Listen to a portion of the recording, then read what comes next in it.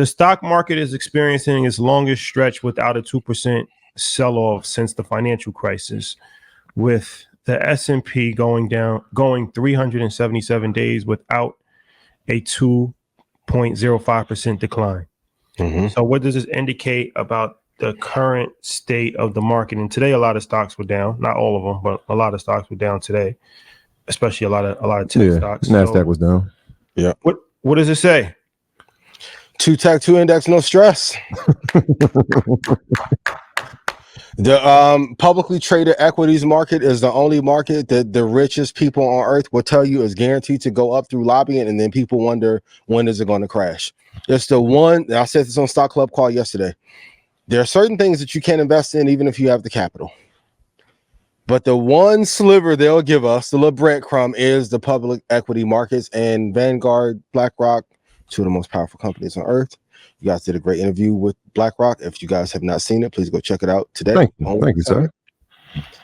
But if Vanguard and BlackRock say, hey, these ETFs or these stocks are going to go up, even in the Magnificent Seven is not talked about enough, but they were selected to do well over the next 5 or 6 years. Therefore, you should follow suit.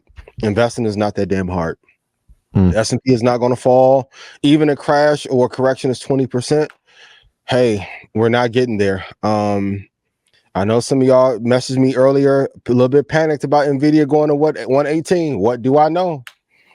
I'll break it down later for you in a presentation as to why. But what this tells me more than anything is keep your money in the market. How hard is it just to put money in a thing, park it, and let it run? Even if you don't have a lot. The thing that I wish that they told us is like, you wouldn't go through financial hardships if you put your money into a vehicle that can run faster than you. That's it. We're not going to have a big crash anytime soon. Even if Trump gets in, they'll change the allocation to go in favor of the companies that will do well under his leadership. Whether we're in war, hostile takeover, Kendrick, Drake, Joe Budden, and academics get into a World War III media battle, it does not matter. Waterways get messed up. Ukraine and Russia last for another 25 years.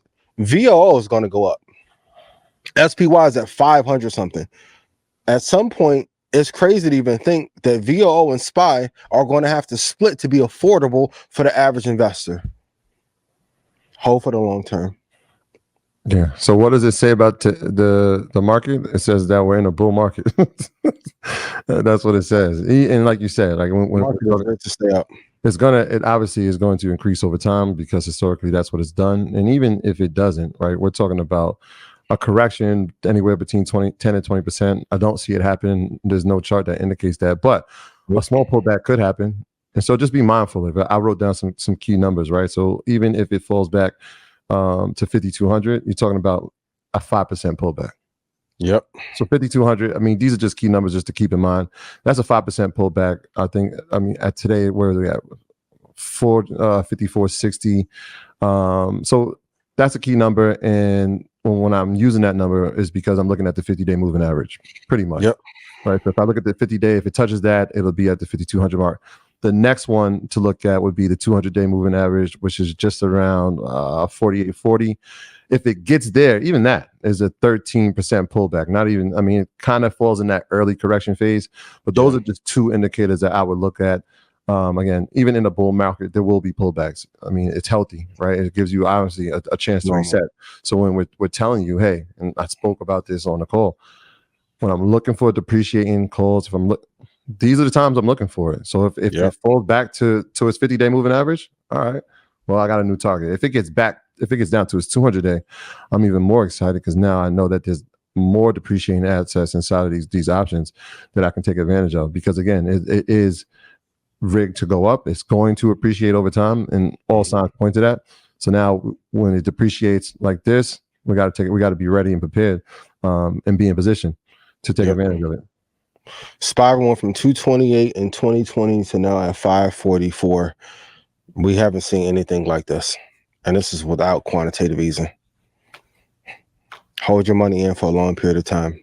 And even if and then when the crashes come, like October of 2022, everyone was panicked, like, okay, is it like, hold for the long term. They trick our community into thinking crashes are going to come to keep us on the sideline so we don't have any ways to close this wealth gap. at all. So